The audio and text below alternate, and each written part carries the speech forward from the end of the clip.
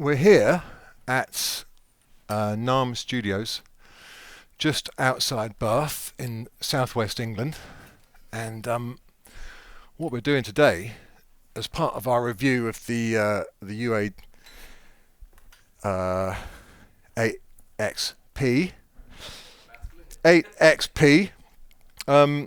which I've been using in the studio all week.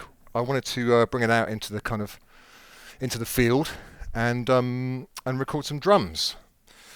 And what I wanted to do was to bring the 8XP into an existing Pro Tools rig, and a lot of people use Pro Tools, obviously, and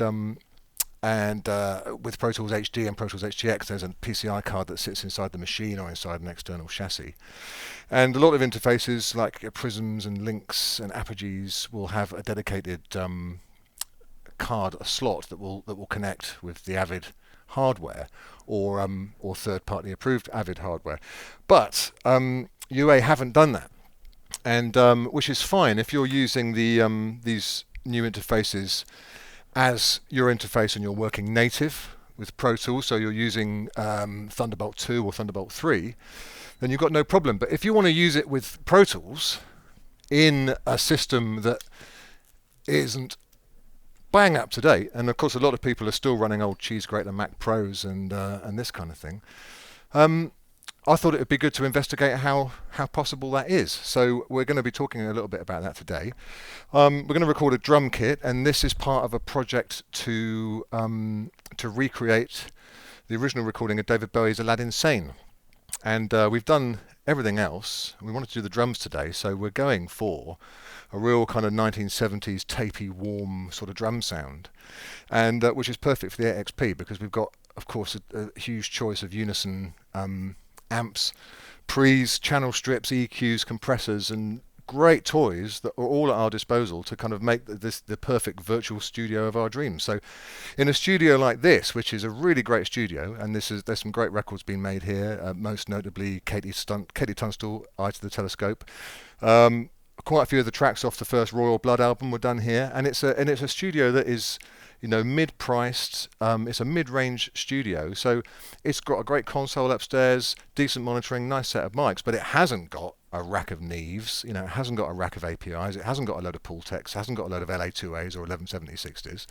So the combination of the UA 8XP in this studio should work really, really nicely. So I'm going to stick some mics up around the kit, I'm going to put some ribbons up, and I'm going to put a ribbon in the kit. I'm going to use a couple of different mics on the snare, and we'll talk a bit more about that later. But the mission is 1970s. So what I'm going to try first off today is I'm going to use a pair of ribbons. I'm going to use these Cascades, just over the top and along the side like this, and just to see what kind of global shape we can get on the kit. I'm going to put my old Coles 4033A inside the kick drum. Quite like doing this because actually the bottom end you can get off a mic like this is nobody's business, and with the kind of drum sound we're talking about, it's a lot about that. The lovely thing about some of those old recordings is that kind of deep sort of quick sub that you get. So I'm going to use this mic, and one of the things I like about this mic, as well as all ribbons are kind of a figure of 8, so it's quite good for kick drums because it rejects a lot of the stuff that's coming off the inside of the shell. But the 4033A is great because it has one of 3 settings on the back where it's got a cardioid capsule in it as well. So you can get a kind of very focused sound. You can also pick up a little bit of the back air, and it's got a lot of side rejection too. So we'll see how it sounds. It's not a given that it'll sound right, but it usually does. So we'll see what that sounds like in that position. One of the things that's really interesting about moving from the world of pure hardware over to a kind of hardware software hybrid like the X8P is that you have to remember some of your hardware workflows, for example, because all the microphone settings are stored along with your console setting, and it's perfectly easy to kind of summon up one of your presets that's got phantom power or anything like that there, or you could have left phantom power on, and you have it just like you would with the real console. You have to be vigilant and make sure that all your phantom powers are off, especially if obviously if you're using ribbon mics, because most ribbon mics will fry. I think there's a couple that do take phantom power, but all the ones here certainly don't. And where the what I like about this unit is the boundaries between hardware and software are kind of blurring, because with the Unison amps you're actually controlling the hardware electronics of the pre's that you're using, and you are sending power to the microphones, and it's all happening virtually on the screen. So you've just got to try and it does take a bit of getting used to, but it's it's the way forward. That's what's going to be happening a lot more. Yeah, these are the kind of potential pitfalls of software stroke hardware studios. Known in the trade as the Glyn Johns, side and top address, does something really nice. It may well not work. It works more than it doesn't, and if it doesn't, we'll just go for some kind of overhead situation, maybe even change the mics. But I'm really just keen to try this out, because I haven't tried these ribbons in this configuration yet, and I've got a feeling for this warm kind of drum sound it's going to be good. But what I like about this particular mic setup is that you can get really a lot of the kit sound from that. You can get a lot of the meat and detail of the snare drum from this, and it will pick it up in a way that's totally different to what the close mics are going to do. And the close mics are hopefully going to be there for sort of control and tuning of the main snare sound. But I'm hoping that the main character and body of the snare and the kit's going to come from just these two ribbons like this. What we've got here is that's a 451, yeah, and this is an Bowie M79B.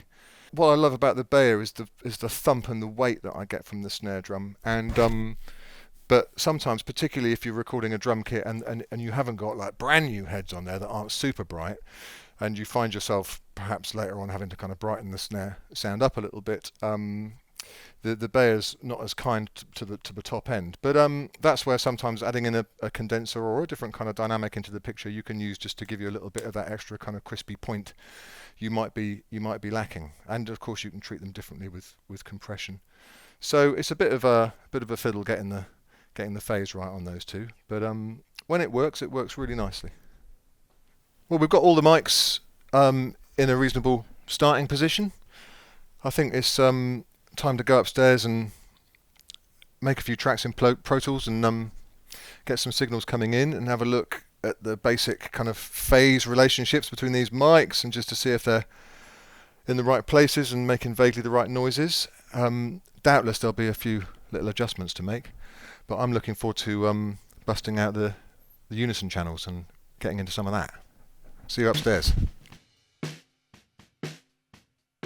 So, yeah, what we've got going on here then is we've got 8 channels of drum mics coming up the stairs into the X8P.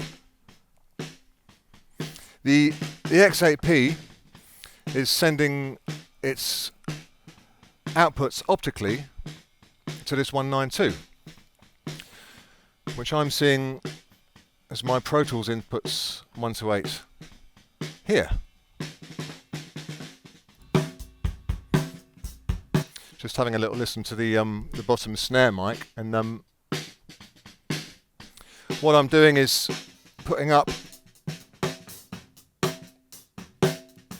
just a bunch of Neves at the moment, just to get a basic kit vibe. So I've just been running through, just checking some phase issues, which out, in, and then just getting a bit of a very dry kit vibe going on. What I want to do is I'm going to bring some of the Studer tape plugins in a little minute and see what effect that has in warming up the sound.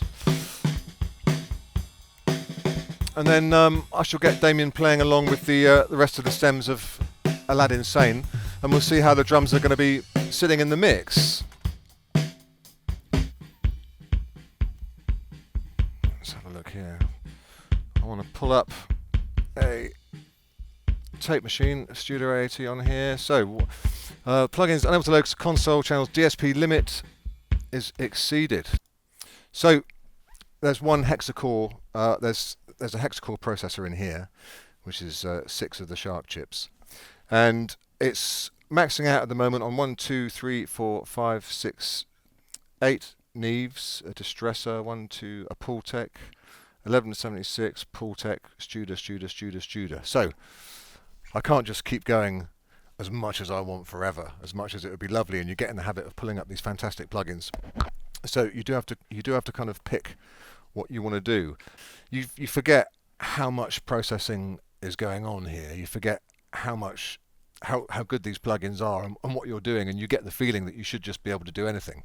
And of course, there's still a limit, you know. But I'll do a few more experiments, and I will have a bit more of a look at the loading on the particular chips.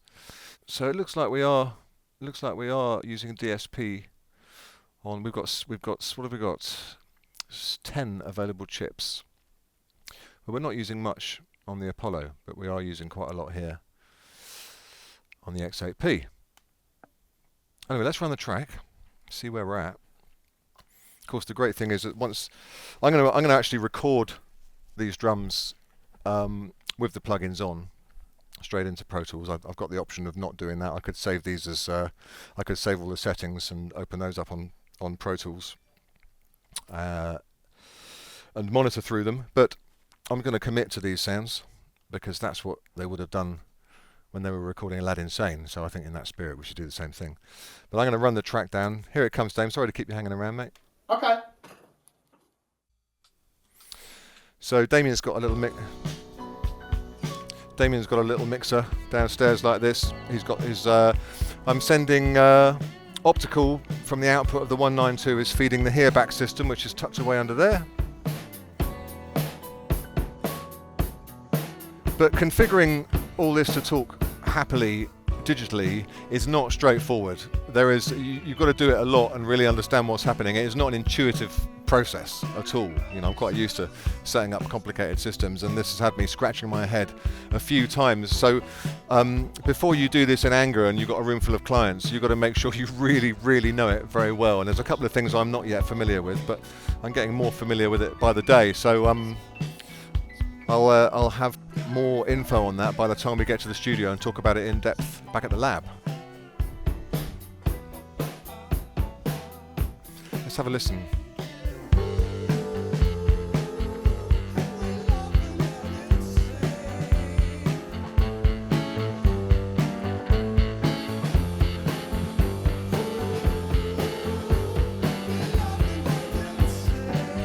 I don't know if you can see the tempo map on this track, but we're tracking the tempo map of the original record, and you can see it's a steady. It's very, very human, and it gets faster and faster. There's a good kind of 10 BPM difference between the start of the track and the end. So when we're doing takes, we come back from the start to the beginning. It's very difficult for Dame not to kind of start as he finished. You've really got to take a deep breath and slow back down to the vibe for the start of the track. A quirk of recreating old recordings.